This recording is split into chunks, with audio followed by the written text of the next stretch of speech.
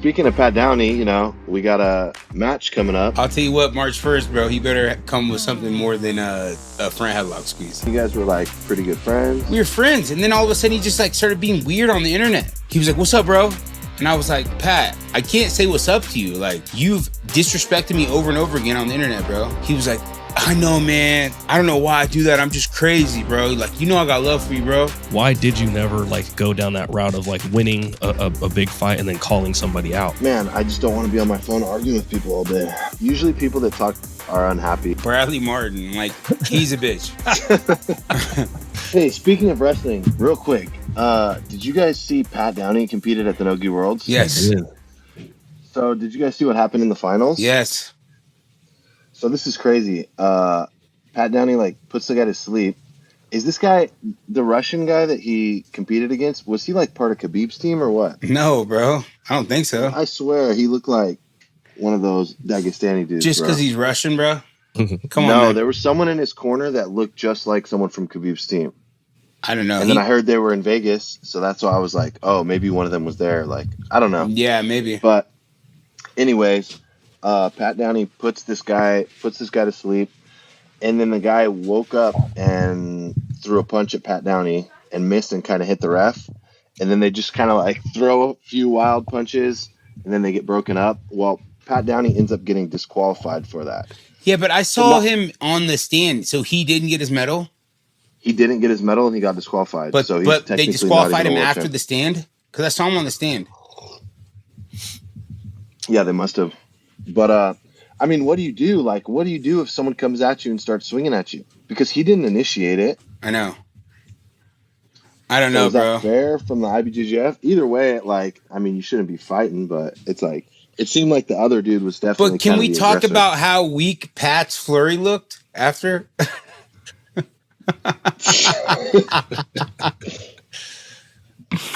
Can we talk about his this one? Like, what was that? Are we pretending?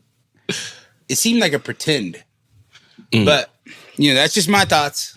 I don't want to. Speaking of Pat Downey, we got a little match coming up. I'll tell you what, March 1st, bro, he better come with something more than a front headlock squeeze. Somebody sent me that video and was like, "Dude, how did he get that?" I was like, "Bro, he got him in a front headlock and he pinched his elbows and squeezed really strong." Yeah, is it Dave Schultz or Mark Schultz that made that famous? Yeah, the Schultz, like the little head in the hole. Jason Kraft was obsessed with that move, and he used to always teach it to us. A head in the hole. The head in the hole. Yeah. He just did a wrestling move and just didn't transition. But so tell us about the match with Pat Downey. Do you know like the rule set? I don't know any of it. I was hoping that maybe you would be able to help me because you're a commentator on the show, bro. You're the one that got me the fight. It's going to be on Spokane Submission Series, and it's going to be on March 1st. I'm going to be there commentating, and it's going to be two guys that are both high-level wrestlers that have experience in jiu-jitsu as well. Deron Winn versus Pat Downey. I've never lost to Pat Downey. Just so you know. How many times have you guys competed against each other? We've wrestled once, and I beat him. But you made it seem like you beat him like 8 times. Oh, I've beat him in practice 100 times. We've trained together. We lived together and trained together at the Olympic Training Center for at least 8 or like 10 months, maybe a year. And then he went to Iowa State, and I was training at Iowa State, and I used to train with him all the time. And I've probably practiced with Pat Downey 60 times, like to where he was my practice partner. Like I used to train with him all the time. And then you guys were like pretty good friends. We were friends, and then all of a sudden he just like started being weird on the internet, and he knows it too. And when this gets out, who knows how he'll respond because he's very erratic. He's an erratic human being. But like, bro, I used to kick it with dude, and I took care of dude. Like, he was like little bro to me. It was weird. And then all of a sudden, I changed to fighting, and he just started talking shit on me. And then I think he would like text me all fucked up or something, and then he would start tweeting. He goes on tweet rampages, and then what's funny is I hadn't seen him in a couple years, and then I saw him like 2 or 3 years ago somewhere. and he walks up to me and like act like he like nothing happened. Like he was like, "What's up, bro?" I think we were like out. It was I think it was Olympic trials last time, so 2021. Sorry, Mando. And he was like, "What's up, bro?" And I was like, "Pat, I can't say what's up to you. Like, you've disrespected me over and over again on the internet, bro. And like, you want me to say what's up to you? Like, we're cool now?" And I swear to God, he was like, "I know, man. I don't know why I do that. I'm just crazy, bro. Like, you know, I got love for you, bro." I'm like, "What, man? Like, that's weird. Why are we doing that?" So I met him, and I didn't know like if we would be the type of people to get along. But we met at the CGI after party, and he was cool as fuck to me. And then I knew that him and Deron had a pass, so I FaceTimed Deron, and then I gave it to Pat, and then Deron just hung up. That's funny. But I actually like the guy. I think the three of us would have fun on a night out together, bro. But I mean, one of us would probably end up getting in a fight with the other one. For sure. That seems like a lot of people like the Pat. kind of dude he is. A lot of people He like seems Pat. like the kind of dude that like is like your one best friend that you guys like every once in a while just fight each other. Yes, he's that guy. A lot of people like Pat. He's very charismatic. He's got a good personality. He's funny, but he's just he's a loose cannon. It seems like he's doing a pretty good job with like the attention from CJI, the attention from the IBJJF stuff. Like he goes nuts on Instagram. Are you cool with I'll say addressing what he said on Instagram when the fight was kind of announced, when he said something along the lines of dry snitching? Now I have no idea what that past was like, but can you speak on that? Oh, I don't know. I know what he's talking about. So there was a situation, I'll address this, where in about 2012, I was in a situation. I don't know. I actually don't want to talk about it because I'll have to implement people that don't need to be talked about. There's a situation where me and a group of people were doing something wrong, and I got cornered. I got like basically singled out on it. And instead of like taking the complete heat for it, I just kind of agreed, like, yeah, we were all in on it. And that's why he said I was dry snitching. Hey, that sounds like dry snitching to me. But the thing is it wasn't anything he was involved in. So he's just reaching, you know? He wasn't involved in that. But I don't care. Fuck Pat, bro. Oh, here we go. I don't care. I really don't. I'll fight him. We tried to set up a fight between me and him when he was talking shit to me in DC on Twitter in like 2018. He was talking all the shit. We were supposed to do who's number one. We were supposed to wrestle against each other. Who's number one? They do the high school who's number one.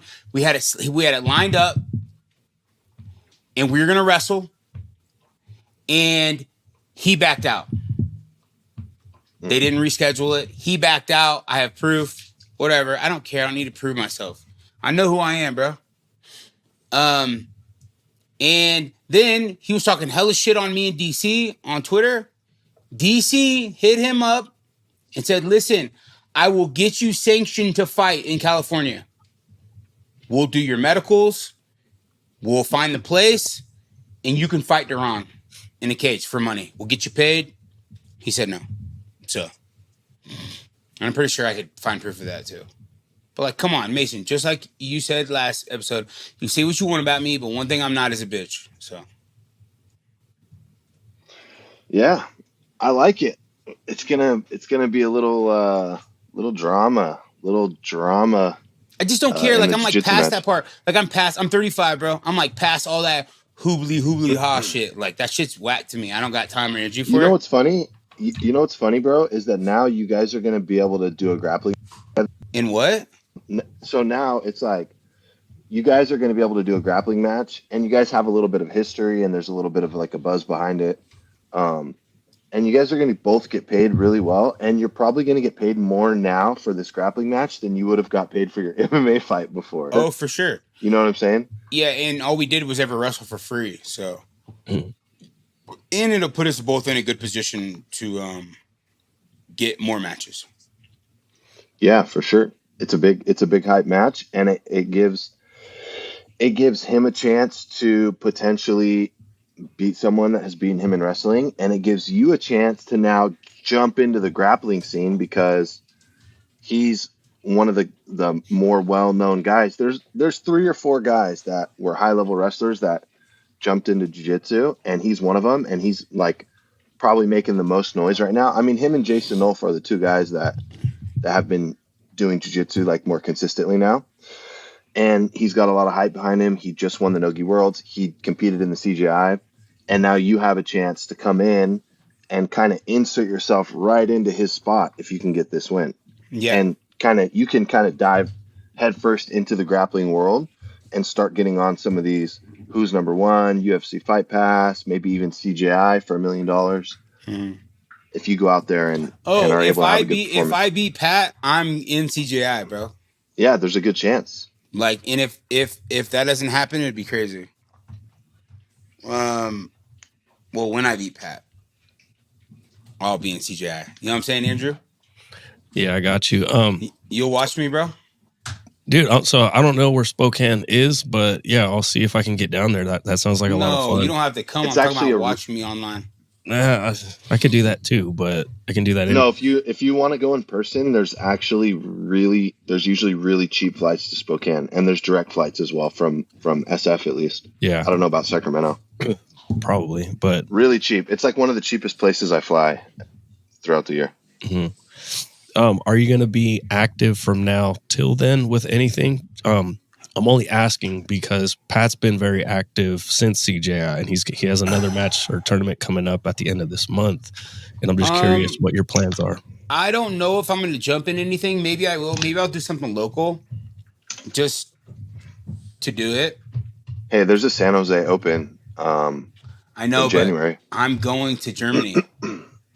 Oh, yeah. Yeah, so for like 2 to 3 weeks in January, I'm going to Germany to train with this dude named Roberto Soldic. He's a one championship fighter.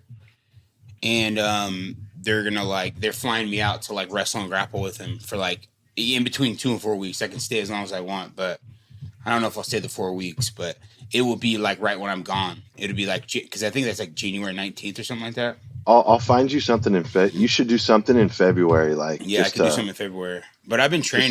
But I've actually been training like every day. Like I did drills today. Like I literally just got here from training. So I'm actually training and I'm getting in better shape and I'm in the elevation and shit. And I'm starting to feel good. I'm starting to get like a little bit more motivated than I was prior to this. But I'll be ready. I'm not worried about competition. It's all I've ever known.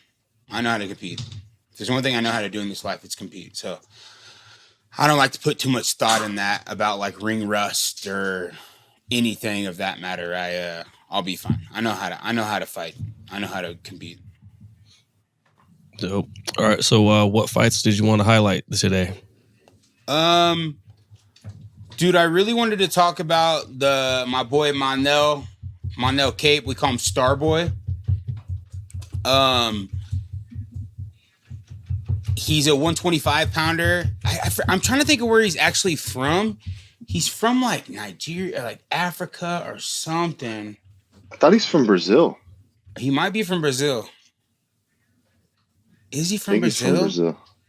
I think so. I don't know if he's from Brazil, bro. I don't know. Anyways, I think he's from Uganda or something.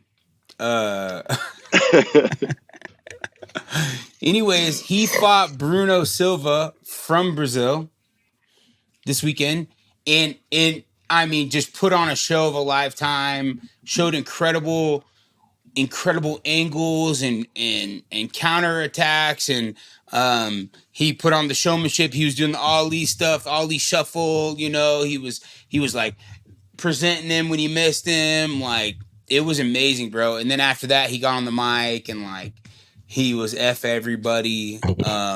He even said F Israel Adesanya. And But he said that because he has beef with Kai Kara France, and then on one he was up there. There's a video of him up on a press conference between him and he was arguing with Izzy. Well, he was arguing with Kai with the Kara whole France, team. and then Izzy, he's arguing with the whole team, and then he was like, "Fuck Izzy, bro." Yeah, he's crazy, bro. He's awesome. He was the Risen champ before he got signed to the UFC, and then when he first moved to America or came here to train, he came and trained at AKA.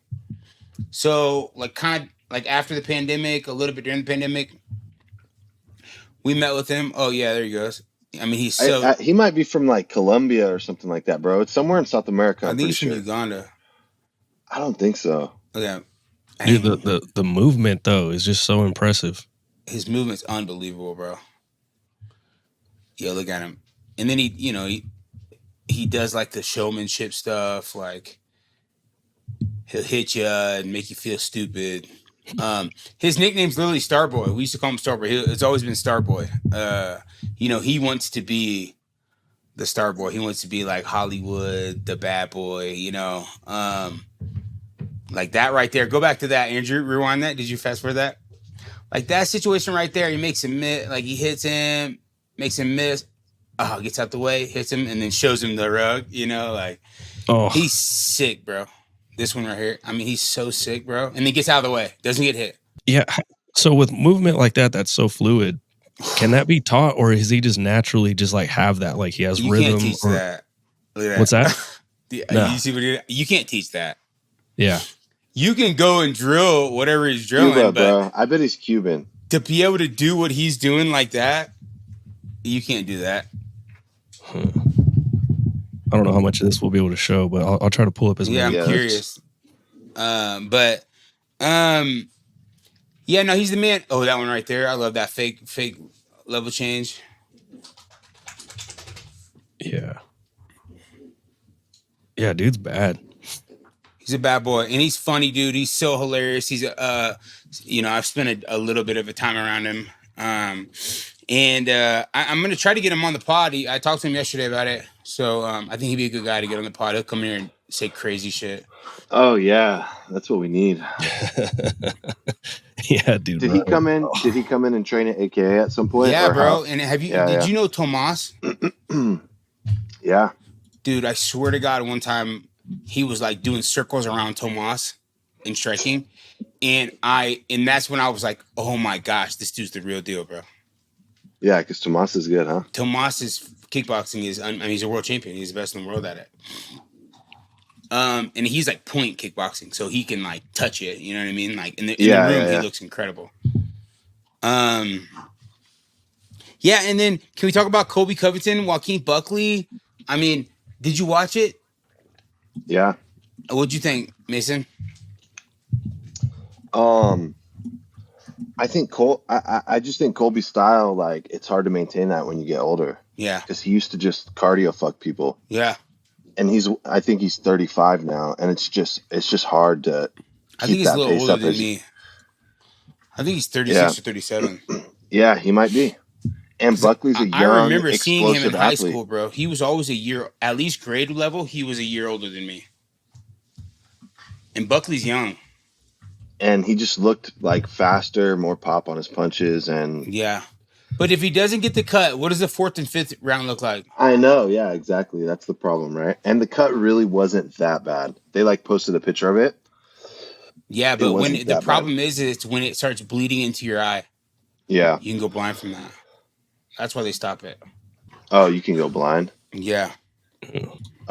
Whenever Colby fought Leon, I had this parlay. I parlayed like 6 fights, and then Colby was the last one, and he lost, and I lost I would have had like $1,000. I was pretty bummed about that.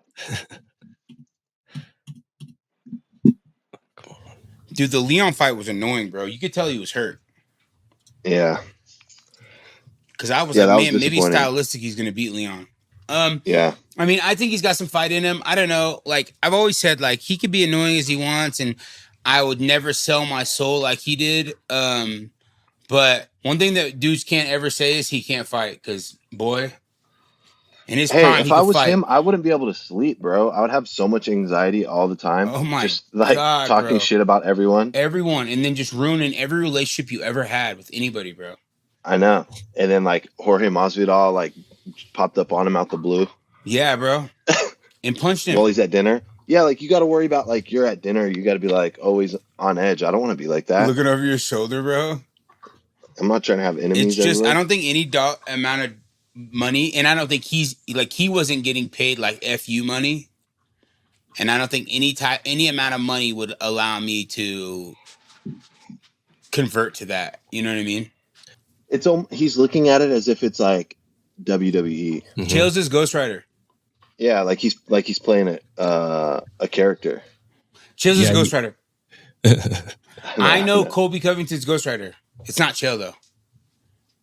Oh, I thought he was just like, but I'm not gonna say anything. Copying someone's homework. Yeah, that's a shitty bed to make that you got to sleep in. But he made his choice. Cause I had the chance. I almost signed with the Illuminati of MMA, bro. You should have done it, low key. Shut up, Mason. Dude, I could have done. I almost sold my soul. I almost sold my soul. What did selling your soul entail? It was playing the heel. It was after I beat Antonio Arroyo. I took him down 12 times, and people were booing me and shit. Somebody texted me and was like, somebody of a prominent figure texted me and was like, "Here, I want you to introduce you to this guy. He will help you navigate basically the heel position, you know? Like he'll write stuff for you to respond to people." And I was like, okay, I like it. And I thought about it. I thought about playing the heel, but I couldn't do it. I couldn't sell myself. I definitely said some heel shit, but I couldn't go with it, the whole thing. Like he would give me something to write and I would I would make it my own version, you know, to like not make it as douchey. And yeah, I just I wasn't, but yeah, I know who it's the same guy who writes for Colby. I met him, and he's like a very prominent figure. Like he's not like just some guy off the streets. Like he's like he's a prominent figure. And then what was promised if you were to turn heel though? That I was joking. It's not Illuminati. It just nothing's promised. It's just like you're going to get more clicks and views, and clicks and views. Got it. When you're in a combat sport, leads to your manager can negotiate. Good publicity. Yeah, because the more followers you have and the better your numbers do on UFC social media, the more you can negotiate for your purse, the more you can negotiate for sponsors, the more that people are going to want to bring you out to do camps and seminars. Like views translates to money. Yeah. In today's day and age. And it's like Colby would have never been near as famous. Like, okay, don't get me wrong. Like he, statistically better than me at fighting. He was going to win the fights. He was going to win regardless. But would he be more of a... Would he be the main event against Jorge Masvidal? Exactly. Would he be the main event against Rafael dos Anjos? Would he be all over the media, all over the, I mean, he was the main event of a pay-per-view, and there was no belt on the line. Yeah. Which, in today's day and age, it's very unlikely that that's going to happen. That usually only happens with a few guys. Like Connor's the only guy really that I can think about, or the BMF title, Nate Diaz versus Masvidal, or something like that. Yeah. But they did Colby versus Masvidal as a pay-per-view, so they got pay-per-view points. They made probably... $3 to $5 million extra because it was a pay-per-view. And that a lot of that had to do with all of Colby's marketing that he's been doing. Yeah. So he has made a lot more money because of it, for sure. He's probably made double what he would have made if he didn't do it. Yeah. So yeah, that's what I was joking about, the Illuminati part. But I probably could have got a little bit more publicity if I would have played that guy. But I didn't have it in me, and I don't regret it. And anyone could, if you just go online and talk shit to other prominent people in your niche, then you can get more views and more people are going to see your page. But to me, that wasn't the way that I wanted to get views or be known. Yeah, like I didn't want to be like, Like Dylan Dennis, for example, he's always on everyone's page, talking shit, starting drama, starting beef. And it's, again, it's not like hating on him. It's just recognizing what it is. It's like a marketing thing, right? So even when he's not fighting, people are talking about him, right? And if you take just his pure experience that he's had in combat sports, he would have never gotten an opportunity like to fight Logan Paul, for example, which he probably made $1 million or however 2 Yeah. million, I don't know. But he had His that biggest opportunity, payday. his biggest payday. He got that opportunity because of his marketing. It's a way to market yourself. Mm-hmm. Yeah. I know you say you just didn't ever want to be that way, but like in private conversations, you've had opportunities to, you know, kind of like, I'll just say talk shit about like other grapplers, but yeah, like why do it does seem like, because like Gordon will say not like bad things about you, he won't praise you, but he won't like point you out and be like, you know, that guy, whatever, he won't talk shit about you. There's other guys, like we have Victor Hugo on the podcast, like there's a lot of guys that are cool with you. Why did you never like go down that route of like winning a big fight and then calling somebody out? No, I just I just don't want to be on my phone arguing with people all day. I don't know. I just, to me, it's like a waste of energy. I don't want to be like always like, if you're beefing with someone and then let's say they come at you, like you're kind of going back and forth, and then you have to sit there and think about like, oh, I got to get this guy, like what am I going to say about him? And it's just like, it's just a lot of it can be very draining, can drain your energy. And for me, I just always tried to find other ways to get people talking about me that were a little more positive. I try to make like funny content, or I try to make content that maybe like helps people out, like coaching content. And to me, it translates well. I do pretty well with like sponsors and seminars and stuff like that. I could make a little bit more if I was beefing with everyone, but then at the same time, like, when you're talking shit to someone and you get heated, sometimes you slip up and like say something you shouldn't have said, and then people turn on you. So it can also go the other way as well. Yeah. And we've seen that just like happen. you're saying, Mason, really, it's like, it is draining. It's like once it starts, it doesn't stop, right? It's like, and then you're and then they return, or they respond to your comment, but then you gotta go to work, or you gotta go to the gym and train, and then like you come back to your phone and there's like a bunch of replies like, oh, he's not saying anything, he's scared. I was like, no, I had work. I was at work, bro. Yeah. Or you know what too, like you probably know this as well, like when you go to like a wrestling meet, you're like, everyone there. Mm-hmm. It's a small and world. So it's like, it's a small world. So I don't want to be like same thing at a jiu-jitsu tournament and like looking around hoping no one like sucker punches me. Yeah, or you just are in a lone hallway with somebody you've been beefing with, but it's not as serious as you think, and you don't want to fight them, but you don't want to talk to them, you don't want to look at. It's like, it's too much, bro. It's too much. That's why I'm like, I'm just gonna do my thing, stay over here. Even if people like talk shit about me or whatever, I just usually like send them a little heart or something. I'm like, all right, man, like it's all good. Yeah, that's like funny. I mean, usually people that talk shit are unhappy and then they're like projecting. So yeah, if someone says something really mean, I'm just like, oh, that guy must just be having a bad day. Oh, all of a sudden you're like Mr. Yogi Mason Fowler, huh? No, like on the internet, if someone like says something to me in person, fucking Gandhi different. Over here. No, Mr. World Peace Gandhi over here. Not at all. But what am I gonna do? Like maybe someone does get me with a good one, and then I'm pissed, and then I can't like. Yeah. At least if they're in front of me, I can put my hands on them a little bit. Yeah. I just tell people, keep the same energy when I see you, dog. It's different. I haven't been in a good old fashioned street fight in a while, Yeah. So if someone pulls up to me in person, it might just be a little fun little practice. Mm-hmm. Gotta use open palms. Yeah, open palms. Don't catch any cases. Whop, and then grab them. Yeah, it does seem exhausting, but we see that a lot in the fitness industry where dudes talk shit and act like they'll never see each other. I'm like, dude, our world is like tiny, and we have these like 3 or 4 expos a year that everybody goes to, and it's like you're gonna be surprised that you see the dude that you just talk shit about and think that everything's gonna be, okay.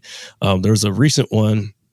I forgot the dude's name, but he made a video about a dude that goes to his gym, and this monster just fucking punched the shit out of him, and now he's playing victim and stuff.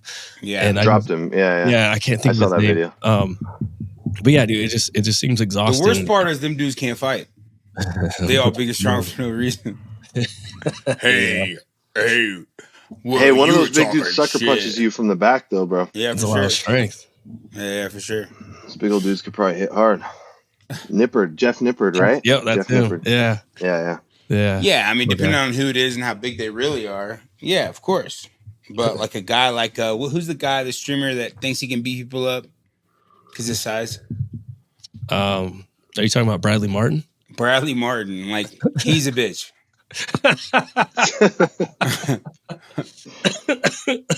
We got to set up a grappling match. No, fight.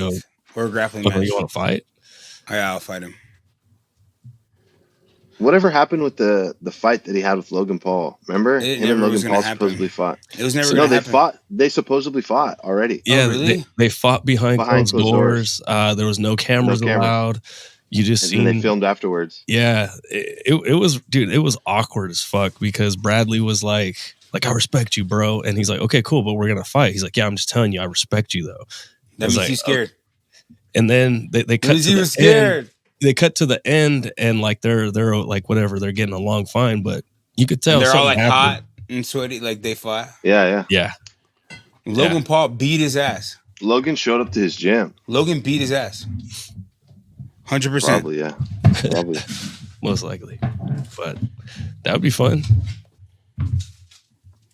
I would love to fly someone out that has been trolling online and then like spar with them or something. Yeah. Have him sign the waiver. Yeah. Well, it's just funny because it's like it really is, and I don't care to rant about it, and it talks about it all the time. It's like the average person can't fight at all. Like, you don't know how to fight at all. You don't even know how to throw a punch. Like, you don't even know how to, like, defend or put your hands up or anything. You don't know how to do anything. You don't know how to sprawl. You don't know how to shoot. You don't know how to, clinch. You don't know how to do anything. You don't know how to fight. You fight like you watched fucking Power Rangers, bro. But I know exactly how they feel because I used to have that false sense of confidence, too. Really? And I never did. I can clearly remember being 16 years old and being like out of shape, smoking cigarettes, drinking every weekend, and watching UFC fights and always thinking like, yeah, I think I could take that guy. I think I could beat that guy. I swear to God. So when I first walked into the MMA gym, you thought you were the man. I asked them if they would put me in the UFC. Like, I thought I was going to be fighting in the UFC like that weekend. I swear to God. Because they were trying to sell me on the membership. The membership was $65 like, oh yeah, a month. We're gonna get you in the UFC, cuz. Just swipe your card. The membership was $65 a month, and I was so cheap that I was like, it's a lot. And I was like, are you sure I'm gonna be able to fight in the UFC if I train there? Like, oh yes, the UFC fighter. Train for a little bit. Yeah. You were like, you don't understand. I'm gonna put this gym on the map because this weekend I'm gonna go fight at the UFC if you guys just get me there. That's so good. Will one of you guys drive me? Like, we'll be there. No, my coach was always like lying to me because like at least once a week I was asking him like when am I fighting, and he kept telling me like, oh yeah, there's some fights in June, bro. I already sent your name in June, and then it would start getting close to June, and then he'd be like, oh no, July. They moved it to July. Like every month it kept getting like pushed back. But really, he just like, he knew that I was only there because I wanted to fight. And he was like, wanted to make sure I was at least somewhat ready. Yeah. We booked my first fight after like 3 months of training, bro. Really? Yeah. And then I ended up getting suspended for 6 months. Why? Because I didn't do my medicals right. Oh. And mind you, I wanted to fight such a blessing. I wanted to fight so bad, right? Listen to this. I wanted to fight so bad after it was like maybe somewhere in between 3 to 6 months of training, I was going to have my first fight. I might be over exaggerating a little bit. Let's say it was like 5 months, right? I was selling tickets, and ever since I joined at the gym, I was telling everyone that I knew, everyone that I worked with, that I was gonna like fight. And my coach kept telling me like, "Oh yeah, June." So then all my friends are asking me, "Oh, when are you gonna fight, bro?" And I'm like, Oh, "Oh, they June, love to June, ask that. June." You know, I'm fighting in June. Mm-hmm. And then it's like, you remember kind of like what was going on with like the podcast with you, where you were like, "Man, everyone thinks I'm full of shit." You know, I'm telling them all that I started a podcast. And so Yeah. you're like, "When are we gonna do this podcast, bro?" I'm telling everyone. You Yeah. start to feel like a fraud because you don't have a podcast. Yeah, for sure. So I didn't have a fight, so I kept pushing my coach, and he kept telling me the next month.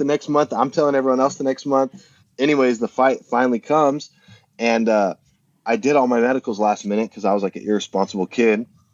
And we went and like I brought all my medicals into the weigh-ins. And for those of you guys who don't know, you have to do like blood work so that they can make sure you. It is just the sore thumb of camp, like. Oh yeah. Doing your medicals, bro. It's like you got to do all this shit. Then you got to go get your blood drawn, your CAT scan, your physical, your eyes dilated. It's like, dude, can we just fight, bro? So there's like 8 different things that you have to do, and each one is like its own little sheet, and then you just bring them all in and give them to the commission, basically. And so I got everything done, and I handed everything in. I turned in my tickets. I had already sold tickets to like a bunch of my friends and family. I faced off against the guy. Stop. I still have the pictures and stuff. I faced off against the guy, and then that night they called me. And they were like, "There's a problem with your blood work." And I'm like, "What? Do I have AIDS or what?" They're like, "No, like one of the tests, it's supposed to be like, I don't remember exactly the 3 letters, but it's like HPC, and they didn't test me for HPC. They tested me for HPV or something like that. You know what I mean? So you had HPV. No. Bro, No, you're just telling. Not so much, bro. You're telling too much, I think. No, listen. Nothing was positive. It was just one of the tests was missing. The hospital had ordered one of the wrong tests, and it was just off by 1 letter. I can't remember exactly which one it was, but that's why I just gave you the example of like the last letter was wrong on the test. So they were like, "You're not like cleared to fight. We need this test, and you got tested for this test." And they're like, "You can try to call, but it's probably going to be too late because the fight's tomorrow." And I was like, "All right, bet." So then I like went into my email and I used Photoshop and I changed it. Really? Yes. And did they let you fight? And then I sent it back in. And they're like, "This is photoshopped." And then they called the lab because they didn't think I would get it in time. And they confirmed that I didn't get tested for that. And then they didn't let me fight, and they suspended me for 6 months. Yeah, so you said you didn't do your medicals right. No, you were trying to put fraudulent that's fraud. medical. I was 18. It's I was like funny 18 how years things old, bro. have changed as you told the details of the story, bro. There's always 2 sides to every story. But then even after I went through all that, because I did all that because I was so tired of like people thinking I was lying about fighting, and I thought people were gonna think I was a bitch or I pulled out or something. And I went through all that just to like prove I wasn't scared to fight. Yeah. And then I still didn't fight. But again, blessing in disguise, because you didn't need to fight. All that happened is that I got like 6 more months worth of training. I was so green at that time too, and I could have won the fight. Like I was pretty athletic, and I was like decent. But I mean, I was like a white belt in jiu-jitsu. I might have had like 1 stripe on my white belt, maybe. So I could have also got my ass beat, you know. So that were you at the Throne? I was at Thrive MMA, bro. I was at this little gym. Wow. Yeah, that was even before I went to do Throne. R.I.P. Coach Pop. Yeah, R.I.P. to Coach Pops. Coach Mike Pops. All right. I think that's all we need to talk about today. You think, guys? My little sick boys. My little sicky boys. Good little funny story to wrap it up, huh? Yeah. That's crazy. Yeah, that is crazy. I like that we were just talking about how like it's not worth it to talk shit, but like we kind of talk shit this whole episode.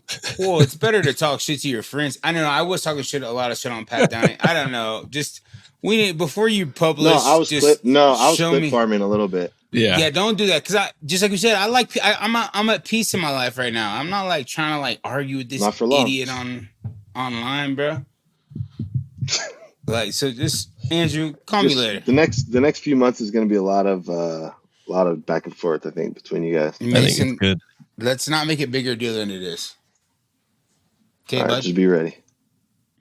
All right. Well, I gotta go. So. All right. I'm sick, so I'm going back to sleep. I hope you guys have a good day. For watching. Thank you guys for watching. We're gonna keep busting them out. We're gonna start getting some guests on. We just had to get back on the role of putting podcasts out, but we've been talking to some guests. I know I have, so we'll get you guys some more content here soon. All right, Andrew, you got anything for us, buddy? No, that's it. Just appreciate you for checking out today's episode. Sorry, we're a little sick right now. Well, at least we are. Deron's out there healthy. I'm always sick. Just sick with it in here. I'm sick with it, bro. There you go. So if you dug today's episode, please share it with somebody. Drop those ratings and reviews on Spotify and Apple. That's really like the best way to show us appreciation. And when you do that, it just helps the show grow. So if you do that, drop us comments on YouTube and Spotify. And like I said, share this with a friend that you go train jiu-jitsu with or wrestling or whatever. Because the more people that listen to it, again, the more we grow, the bigger guests that we can get, and the more stuff that we can bring to you. So we sincerely appreciate you guys, and we'll catch you on the next one. Peace.